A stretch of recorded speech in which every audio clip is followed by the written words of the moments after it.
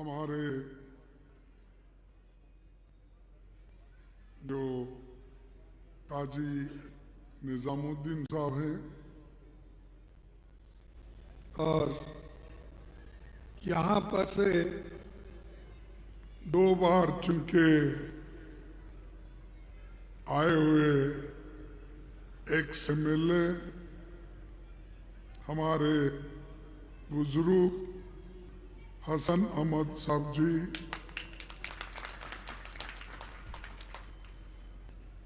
और नौजवान हमारे साथी कांग्रेस के कैंडिडेट श्री अली मेहदी जी,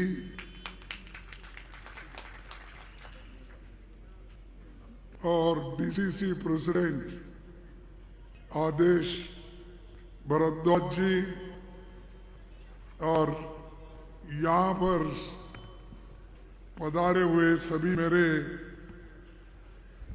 भाइयों, नौजवान साथियों, दूर दूर से या घर में बैठकर सुन रही मेरी माताओं और बहनों और मीडिया के मेरे दोस्तों,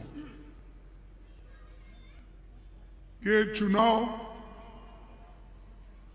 बहुत महत्व का चुनाव है। इसको कोई भी ऐसा नहीं समझना चाहिए कि चुनाव तो हर समय होता है, इस बार भी हो रहा है, चलो जो होता है होता है। अगर समझ के कोई घर में चुप बैठेगा या अपने अलग सोच से काम करेगा, उसको बंद करो भाई कोई, तो समझिए इससे देश का माहौल खराब होगा,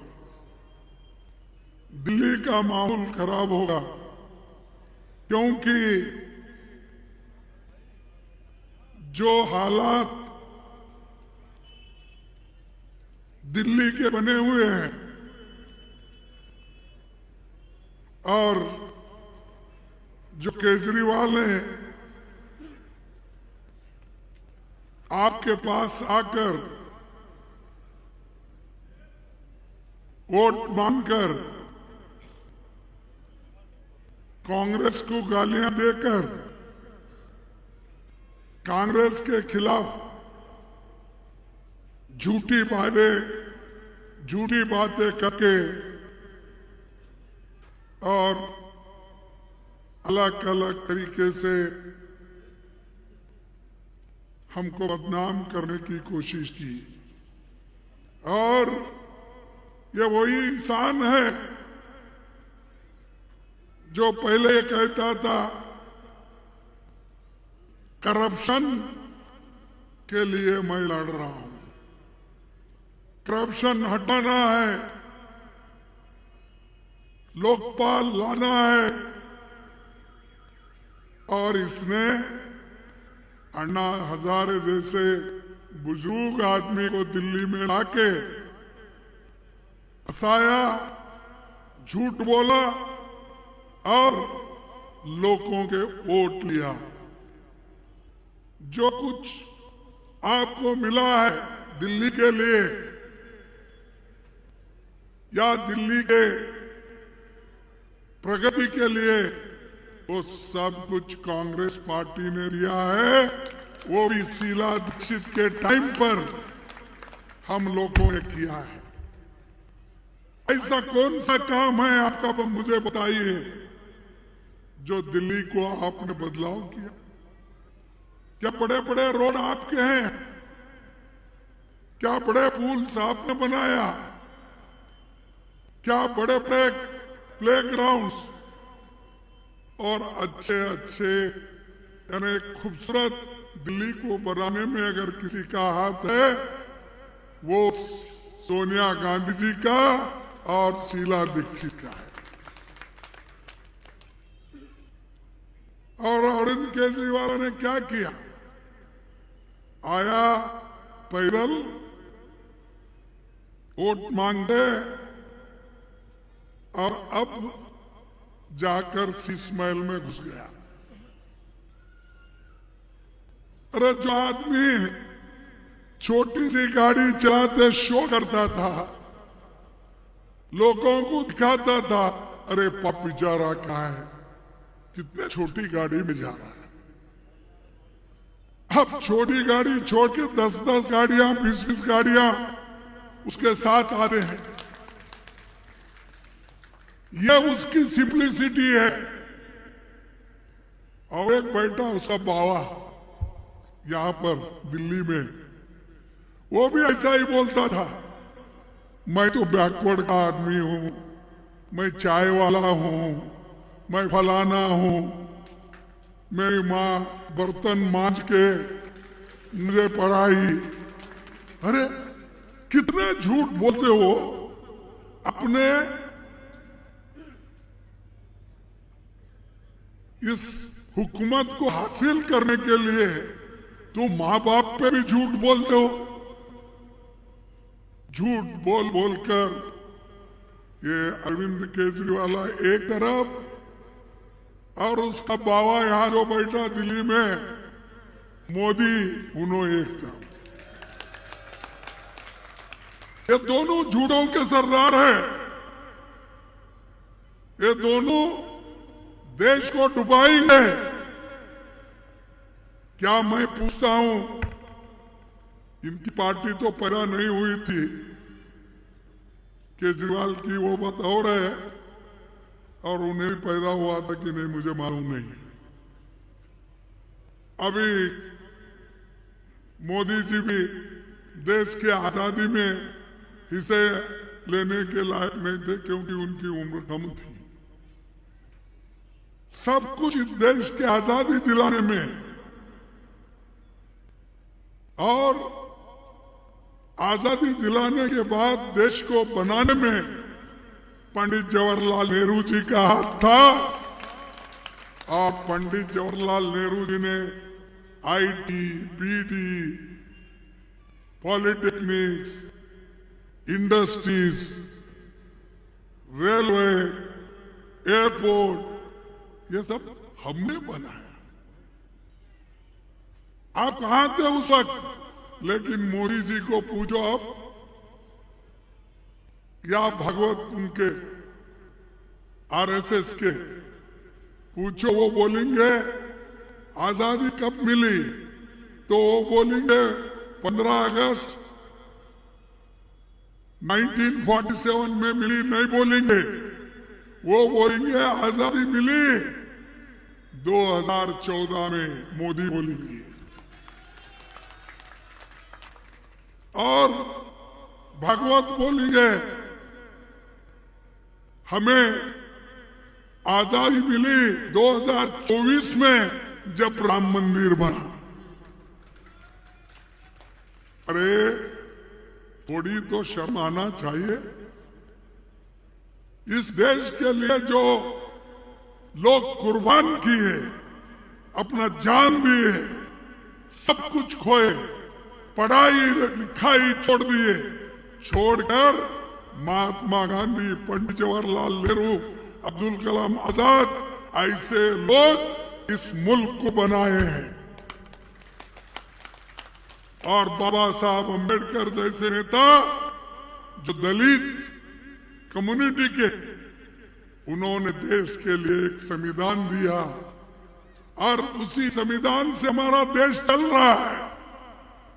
उसी से लोग आप आजादी मांगते हो, उसी के वजह से आप बोलते हो मेरे को बोलने की आजादी है, मेरे को हर जगह जाना की आजादी है, मुझे लिखने की आजादी है।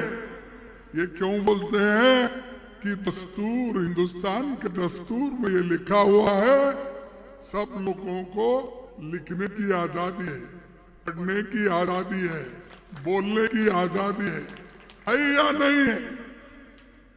अरे तुम हाथ तो उठाओ, है ना? ये किसने दिया? डॉक्टर अंबेडकर ने दिया, जवाहरलाल नेहरू जी ने दिया। अगर वो दस्तूर नहीं होता, वो संविधान नहीं होता, आप लोग कोई वोट देने का अधिकार भी नहीं होता। अगर यही मोदी जी की सरकार अगर उस वक्त जनसंघ था, अगर हुकूमत में आती तो देश को हमेशा हमेशा के लिए फिर से गुलामी में रखते थे। तो इसलिए भाइयों, मैं आपसे कह रहा हूं, आप अगर गुलामी से छुट्टी चाहते हैं तो कांग्रेस पार्टी को उड़ दो। कांग्रेस एक ऐसी पार्टी है, ये सबको लेके चलती है। यहां जैसा कि हमारे जो यहाँ के एक से मिले, हाँ, हसन अहमद साहब 10 साल काम किए। उसके बाद में किसी गली में कम से कम जहां खड्डे हैं वहां भर्ती करने का काम तो केजरीवाल किया, पानी दिया। फिर क्यों वोट देते भाई? उसको इस बार बोलो भाई आपकी झाड़ू है, वो झाड़ू लगा के आपको भेज देंगे। इस बार हम कांग्रेस को देने वाले हैं। क्यों? ये देश के हित में है। कौन चीफ मिनिस्टर बनेगा ये इंपॉर्टेंट नहीं है, लेकिन देश कौन बचाएगा, लोगों को कौन हिफाजत करेगा, लोगों की कौन भलाई करेगा, वो इंपॉर्टेंट है। और ये हम लोग कर सकते हैं। मैं वादा करता हूं, हमारे लोग हमेशा देश के लिए, लोगों के हिफाजत के लिए काम करते हुए आए हैं और आइंदा भी करेंगे। जब यह बहुत बड़ा हादसा हुआ दिल्ली में 2-3 जगह, क्या केजरीवाल आए थे? अरे वो तो बोल रहा मैं बहुत आया, लोगों के साथ रहा। नहीं तो आप झूठ बोल रहे, नहीं तो वो झूठ बोल रहे। झूठ। अच्छा, लेकिन राहुल जी आए थे, राहुल जी आए थे। ये है कांग्रेस। और बीजेपी के कोई आए थे तो ये इसीलिए तुम्हारे दुख में, तुम्हारे दर्द में अगर कोई तुमने हिस्सा लेना नहीं चाहता, उसको तुम दूर रखो। और जो लोग तुम्हारे साथ रहते हैं, दुख में आते हैं, उनको तुम साथ में रखकर चलो। मैं आपसे विनती करने के लिए आया हूं। और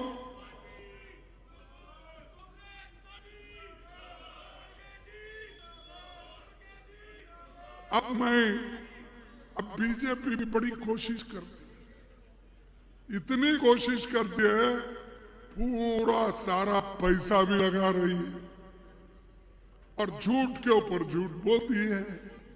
पहले तो उन्होंने ये कहा, मोदी साहब, मैं फिर बाद में आपको दोहराना नहीं चाहता हूं, क्या कहे, 15 लाख रुपए काला धन बाहर से लाकर तुम्हारे जोब में डालूंगा। डाले? अरे वो तो डाले। प्राइम मिनिस्टर झूठ बोलता है, झूठ बोलता है। अच्छा छोड़ो भाई, एक झूठ हो गया। और उन्होंने कहा, मैं नौजवान साथियों को, लोगों को 2 करोड़ नौकरियां हर साल दूंगा। 22 करोड़ नौकरियां मिले आपको, वो भी नहीं, तो ये भी झूठ। और उन्होंने कहा कि छोटे मोटे व्यापारियों को मैं कर्ज माफ करूंगा और उनको मैं कर्ज दिलाऊंगा, बैंकों को कहूंगा। ये बोले। किसको मिला भाई? मिला। और बोला किसानों को, यहाँ किसान तो कम है लेकिन आपके आजू बाजू तो किसान है, किसान लोगों को क्या बोला उन्होंने? किसानों को बोला, भाइयों, किसान भाइयों, तुम्हारे आमदनी को डबल करूंगा। तो वो मर रहे वहां, इनको चिंता नहीं है। तो मैं ये कहना चाहता हूं, इसीलिए मैं बार बार कहता हूं, मोदी साहब ये झूठों के सरदार है। और ये उनका बाप निकला, कौन? केजरीवाल। तो इन्होंने तो झूठ के ऊपर झूठ। और पानी, कोई बोला कि मैं सुना टीवी में कि हमारे केजरीवाल साहब बोल रहे थे कि जो पानी हरियाणा से आती है उसमें जहर मिलाया गया है और वो होना बोल के किए हैं, बोल के वो बोलते हैं। ये सब झूठ है बोल के मोदी के लोग बोलते हैं। दोनों झूठ बोल रहे हैं और ये दोनों एक सिक्के के दो पहलू हैं। इधर घुमाओ मोदी, इधर घुमाओ अगर केजरीवाल। तो इसीलिए भाइयों, इन झूठों को आप दूर रखिए। देश के हित में एक बार चांस दो। आपने तो 15 साल उनको चांस दिया, हमारे कैंडिडेट को एक बार दो। अब देखो इस मोहल्ले की हालत क्या होगी, लोगों के लिए क्या काम करेंगे, ये हम दिखा देंगे।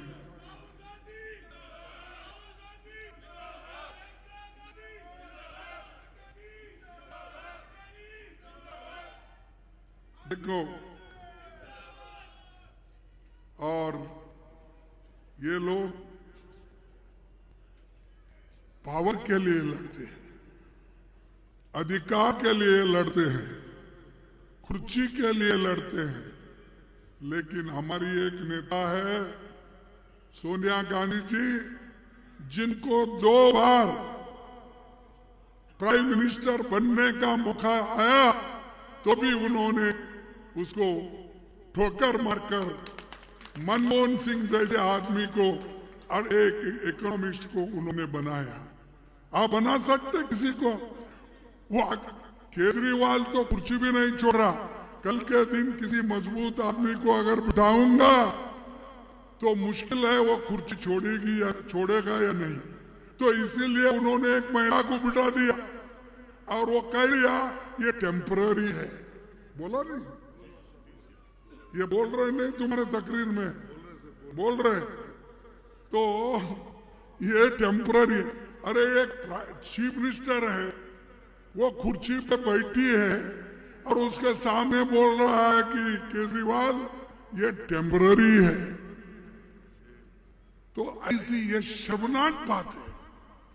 और ऐसे जैनियत के लोगों को अगर आप प्रोत्साहन दिए तो समझो आपकी खैर नहीं। अगर देश को बचाना चाहते हो, संविधान को बचाना चाहते हो, जमहूरियत को बचाना चाहते हो, तो आप कांग्रेस को बचाओ, कांग्रेस को वोट दो, हमारे कैंडिडेट को आप लाइए। और एक बात मैं कहने जा रहा हूं, झुग्गी झोपड़ियों का। झुग्गी झोपड़ियां तो बहुत है, इसीलिए कि ये फैला हुआ है और ये फैला हुआ रहने की वजह से हर कोने से यहां पर दिल्ली को लोग आते हैं। ये ना बम्बई है, ना कलकत्ता है, ना चेन्नई है, क्योंकि उसको तो समुंदर लगा है। लोग एक या 2 तरफ से ही आते हैं। यहां तो 4 तरफ से आते हैं, क्योंकि ये खुला है दिल्ली, और इतना खुला है कि हर जात के, हर धर्म के, हर लोग इस जगह आते हैं। यहां किसी को पाबंदी नहीं है, हर मजहब के लोग यहां आ सकते हैं, लेकिन मोदी इसको भी रुकावट डालते हैं, कुछ न कुछ बोलते लोगों को भटकाते हैं। उन्होंने तो एक बार कहा था कि जब वो चीफ मिनिस्टर थे, कहा गुजरात के, रुपए का मूल्य गिर रहा ना, डॉलर के मुकाबले में हमारा पैसा बहुत कमजोर हो गया, इतना कमजोर हो गया मोदी अगर बैठे तो भी जल्दी उठ नहीं सकते।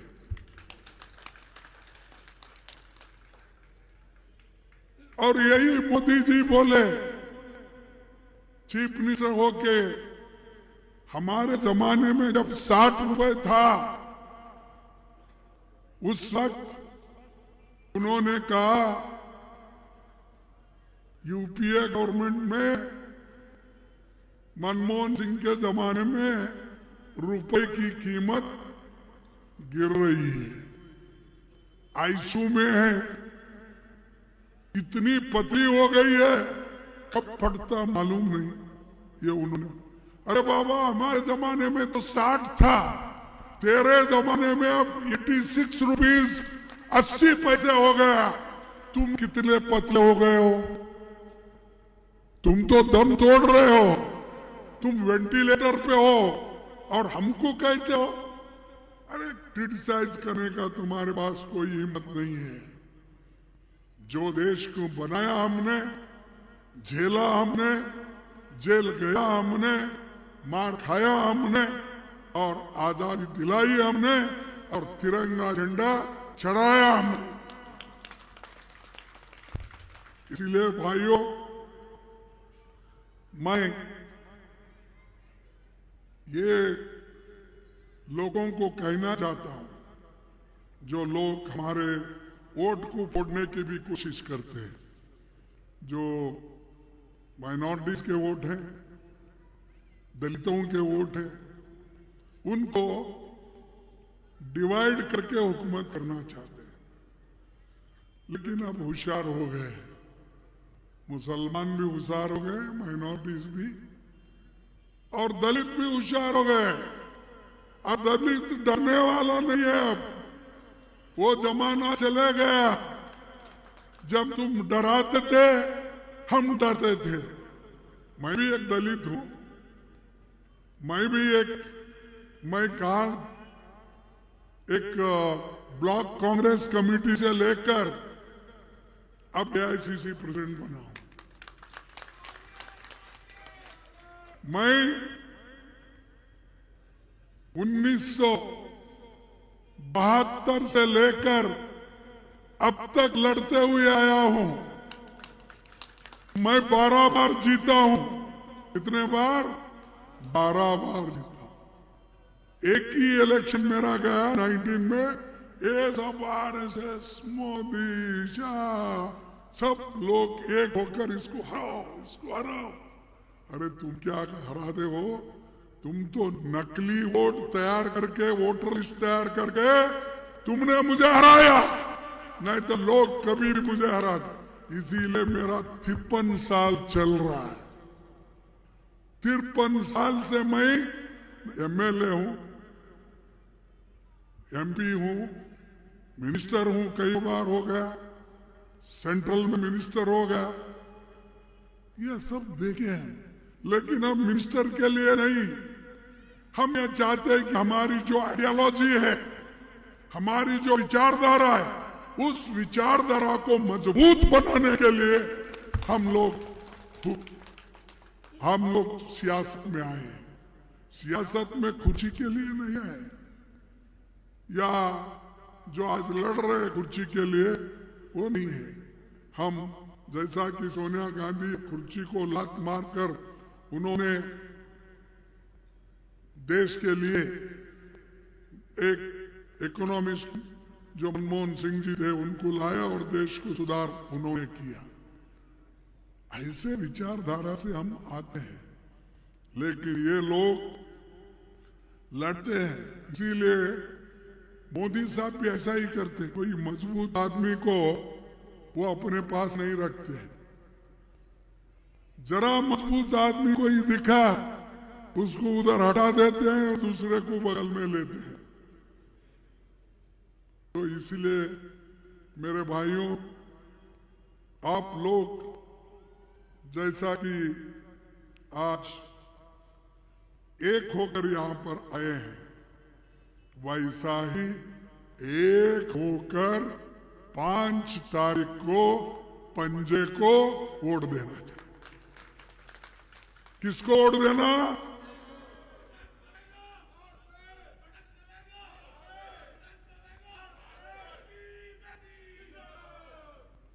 और एक मैं ये कहूंगा कि आप तो हाथ को मजबूत करेंगे, क्योंकि अगर हाथ नहीं तो कुछ भी नहीं। अरे हाथ नहीं है तो झाड़ू भी पकड़ते नहीं, हाथ नहीं है तो फूल भी नहीं पकड़ते हाथ में। जो कुछ है वो हाथ है, जो कुछ है ये हाथ में है मजबूती। देश को बनाने का मनरेगा जैसा स्कीम्स, फूड सिक्योरिटी जैसे स्कीम्स, बच्चों को हायर प्राइमरी स्कूल तक फ्री पढ़ाने का, ये सब किसने किया? ये हमारी पार्टी ने किया। और यहाँ तो हमेशा केजरीवाल साहब कहते हैं मैं स्कूल बनाया, हॉस्पिटल बनाया। क्या मोहल्ला हॉस्पिटल? क्या हाँ, मोहल्ला क्लिनिक, ये सब बनाया बोलते हैं। अरे क्लिनिक तो खोले होंगे वहां, यहाँ नहीं बोल के नहीं। मैंने सुनो, उसी लिए वो दिखाने के लिए खोले, अंदर कुछ भी नहीं। अंदर क्या है? खोखला है। जाने दो, उनकी बात ज्यादा नहीं करना, लेकिन देश के लिए कांग्रेस पार्टी इंपॉर्टेंट है।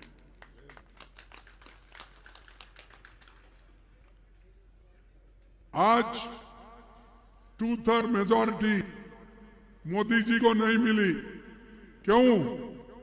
क्योंकि देश के लोग उनको मेजॉरिटी भी वोट नहीं दिलाए, उनको मेजॉरिटी नहीं है। आज 2 पैर लगा लिए उन्होंने। एक पैर चंद्रबाबू नायडू, आंध्रा के चीफ मिनिस्टर की पैर उनको लगी है, मोदी जी को। एक पैर बिहार की को न अपने नीतीश जी का। ये 2 पैरों पे चल रहे हैं उन्होंने। अगर किसी ने झटका दिया तो कभी भी गिर सकते हो, नहीं तो 400 पार। कहां है भाई 400 पार? आए 200 के ऊपर। ऐसे ये देखो, ये जो आदमी अहंकार से बात करता है वो बहुत दिन नहीं टिकता। और आज वो अहंकार किसी ने अगर तोड़ा है, देश के जनता ने तोड़ा, हिंदुस्तान के जनता ने तोड़ा। इसीलिए आज जरा कोई नया कानून जरा नहीं ला रहे, नहीं तो फटाफट फटाफट झटाझट। और ये बोलते हैं, पहले बोलते थे शुरू जब 2014 में वो आए थे, मैं अपोजिशन लीडर था उस वक्त हमारे कांग्रेस पार्टी, तो वो बोलते थे कांग्रेस का टिंगल करते थे और उठ के बोलते थे अब वो जमाना चले गया, ये जमाना अलग है। पहले क्या होते थे कि कोई भी योजना लटकता था, और क्या लटकना, पटकना, झटकना। अब हर फाइल वहां पर पेंडिंग है। केजरीवाल का भी फाइल पेंडिंग है। केजरीवाल तो रोज उठ के रोता है, मेरे को गवर्नर ने ऐसा किया, मेरी कुची किया, मेरे माल को रंग लगाने नहीं दिया, मेरे को फलाना करने नहीं दिया। वो पाप बेचारा रोज रोई होता है। और मोदी जी गवर्नर को बोलते रहे थे, लेफ्टिनेंट गवर्नर को, अरे आओ उसको चुबाओ और अब चुबाओ। इसीलिए ये दोनों एक दूसरे से लड़ने में आपका फायदा है, कांग्रेस पार्टी को लाने में। और हम आपका जो भी काम है सर पे उठा के करेंगे।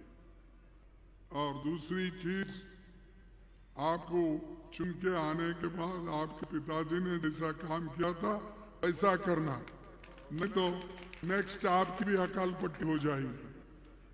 इसको याद रखना चाहिए। और खास करके हमारे जो लोग हैं, ये मुस्तफाबाद हल्के के, आप लोग इस कॉन्स्टिट्यूंसी को बचा के रखो। ये हमेशा कांग्रेस की कॉन्स्टिट्यूंसी रही है।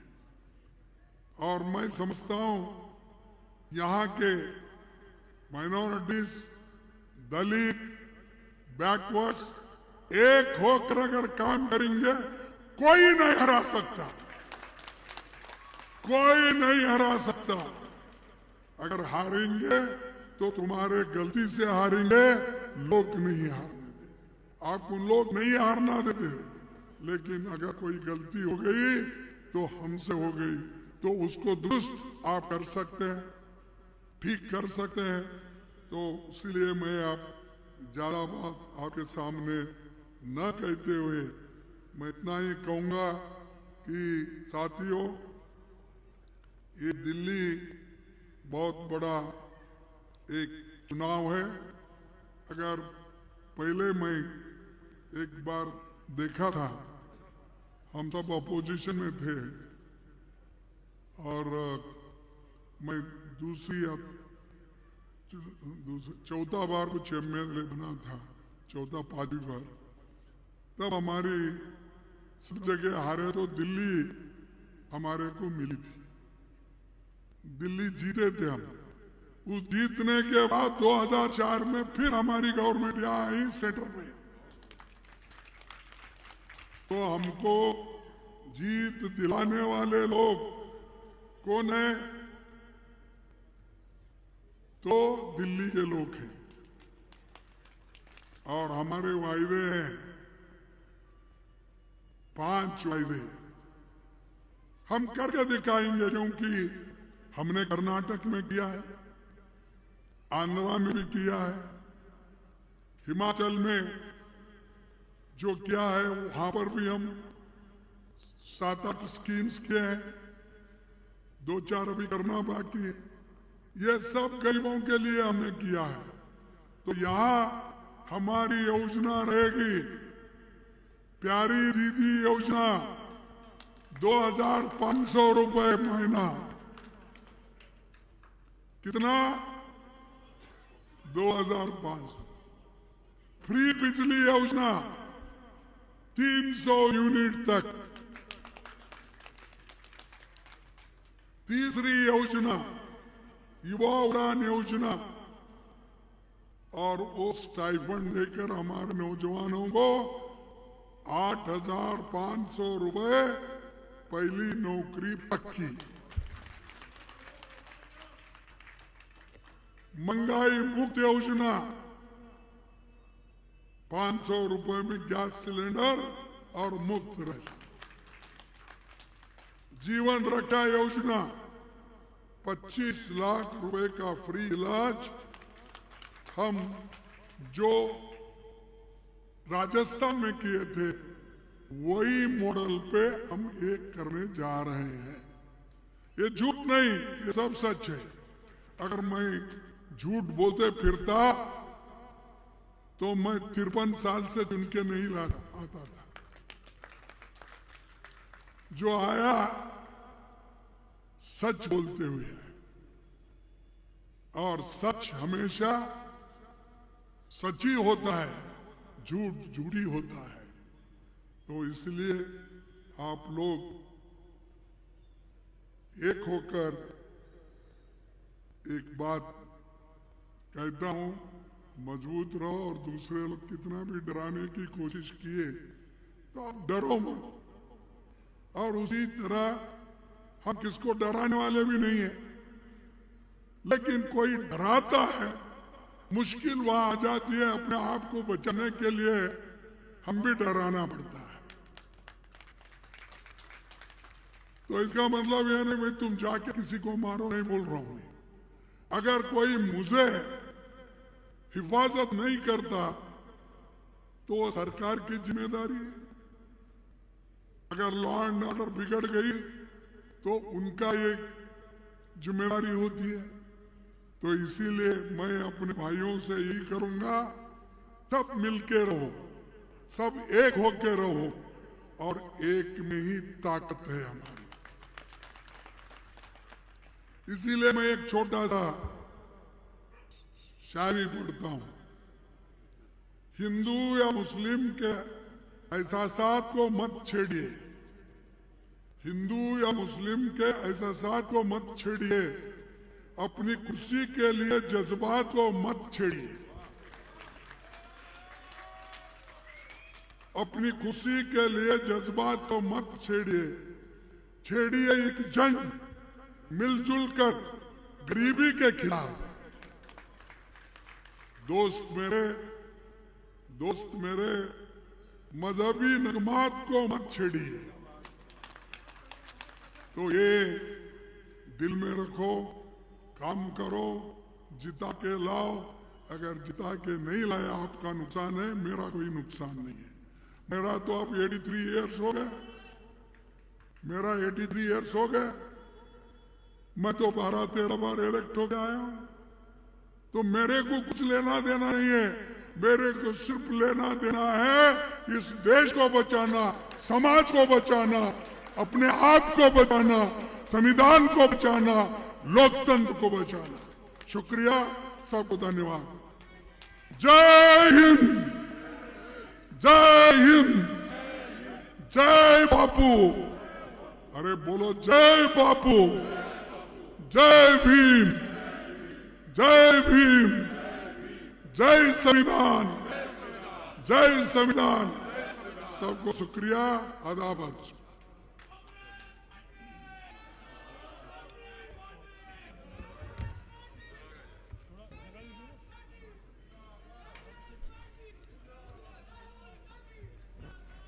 बहुत बहुत शुक्रिया।